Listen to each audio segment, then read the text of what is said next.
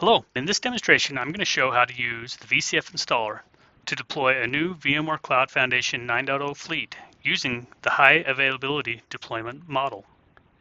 The VCF installer is distributed with the SDDC Manager appliance.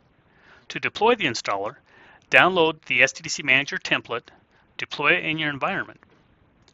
Once you've deployed it, simply open a browser tab and connect to the URL. Here I've logged into the VCF installer and I'm going to log in as the admin at local user. The first step to using the VCF installer is to configure a depot and download your binaries. There are two types of depots that can be configured. If you're connected to the internet, the easiest way is to use your Broadcom software token and to configure the online depot. If you're disconnected from the internet, you can set up a local web server where you can then use the VCF download tool to download the binaries, stage them on the web server, and access the web server as an offline depot. In this example, I will go ahead and configure an online depot by providing my Broadcom software token and authenticating. Once the depot has been configured, we will see the list of available binaries shown below. To download the binaries, we simply select them and click download. With the binaries downloaded, we are now ready to proceed with deploying our new VCF fleet. Returning to the home screen, we will use the deployment wizard to deploy VMware Cloud Foundation. We begin by identifying if we will be deploying a new VCF fleet or if we will be adding a new VCF instance to an existing VCF fleet. In this example, we will be deploying a new VCF fleet. If we have any existing components that we want to use as part of this new VCF fleet, we indicate that here. For example, if I had an existing instance of VCF operations, I could use that as part of my new fleet. In addition, if I want to use an existing vSphere environment as my VCF management domain, I could specify that here. In this example, we will not use any existing components. We then provide general information about our VCF instance to include the version. We provide a VCF instance name and a name for our VCF management domain. Note that by default, when we deploy the new VCF fleet, the fleet level components, specifically VCF operations and VCF automation, will be deployed on the VCF management network. If we want to customize that, and for example, deploy them on virtual networks in order to enable a failover capability as part of a business continuity or disaster recovery solution, we can click the checkbox here. That if we select the checkbox here, it will defer the deployment of operations and automation until after you have deployed the fleet, at which time you can do a custom deployment in order to specify the virtual networks. In addition, we specify our deployment model. In this example, we will use the high availability deployment model. If you select the simple deployment model, it will deploy a single instance of each of the appliances in the management domain. When you select the high availability model, it will deploy the NSX, the operations, and the automation components as 3-node clusters, thus providing a higher level of availability as well as additional capacity for scalability. We then provide our networking settings for DNS and NTP.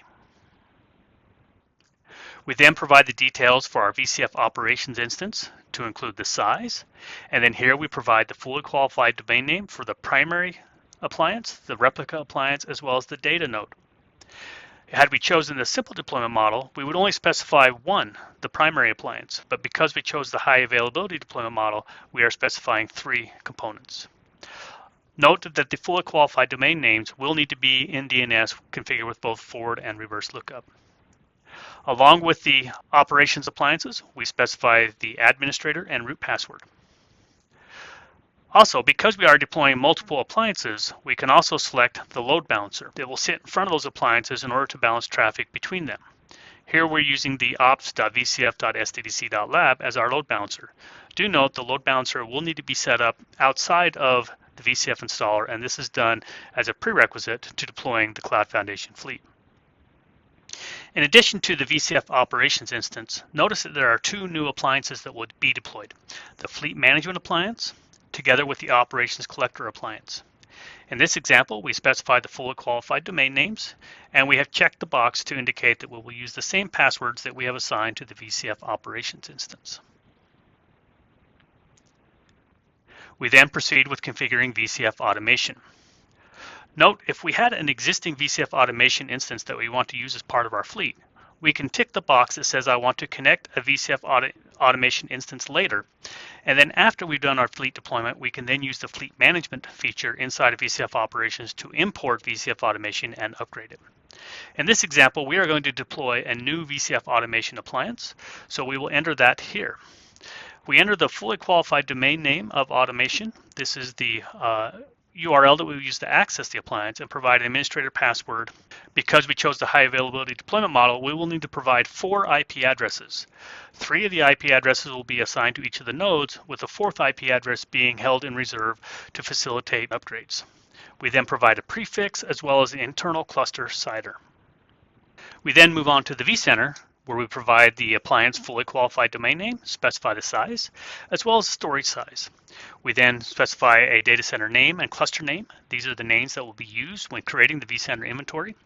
We then configure the vCenter SSO by assigning the domain name, vsphere.local in this example, along with the administrator and root passwords.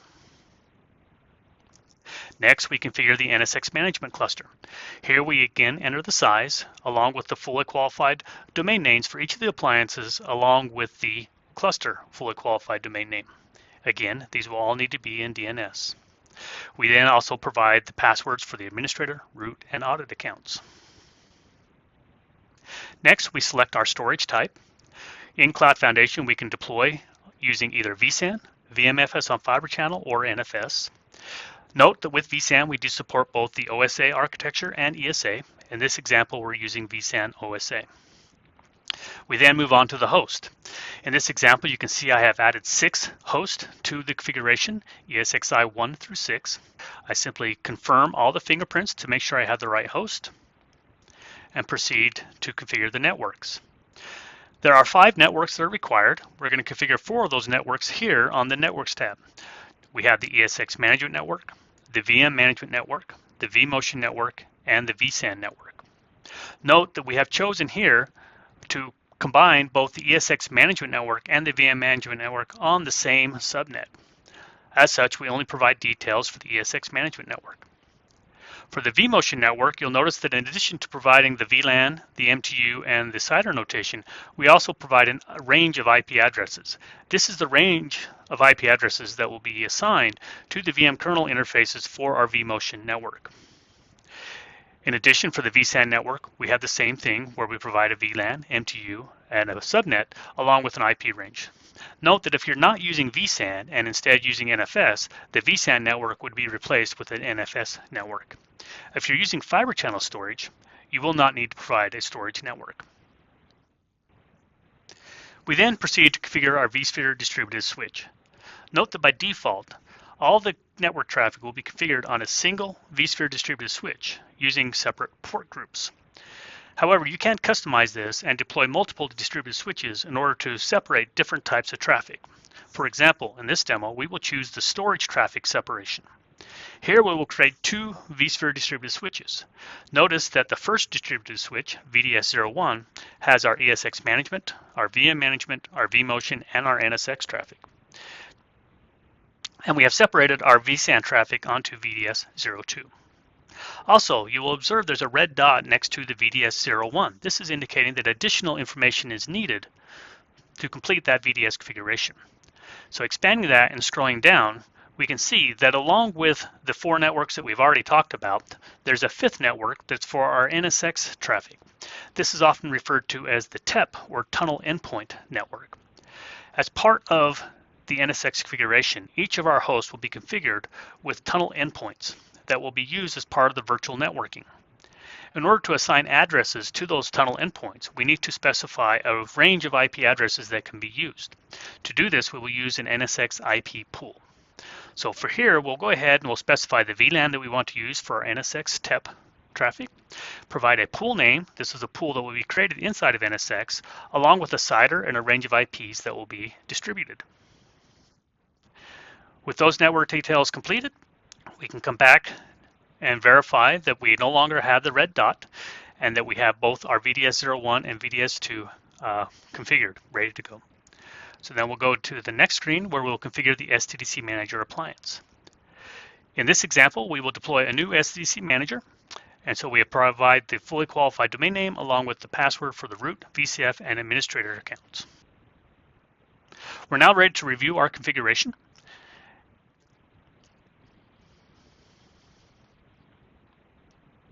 Note that in addition to viewing the summary here, we can also view this in a JSON format. And we also have the ability to download the JSON file and save it. This is useful if you are deploying multiple instances of Cloud Foundation, as you can modify the JSON file and then import it into the VCF installer in order to avoid having to walk through all the inputs a second time. In addition, if you want to customize your deployment in ways that aren't supported by the UI, you can use the JSON file to make some of those customizations and then pass it in using an API call. With the review complete, we're now ready to validate our inputs. This validation is rather extensive. It will go out and confirm both the inputs we provided as well as the network connectivity and the host configuration on the ESXi host provided. With the validation complete, we're ready to deploy our VCF Fleet. The time it takes to deploy your VCF Fleet will vary depending upon your server configuration, the type of storage you're using, the deployment model you've selected, and whether or not you're using any existing components. In smaller configurations, this can be done as quick as 90 minutes. In larger configurations, this can take upwards of 4 hours to complete. Here we'll go ahead and refresh to the end, and we see that the deployment is now complete. The VCF installer provides us a history of all the tasks that were performed as part of the deployment.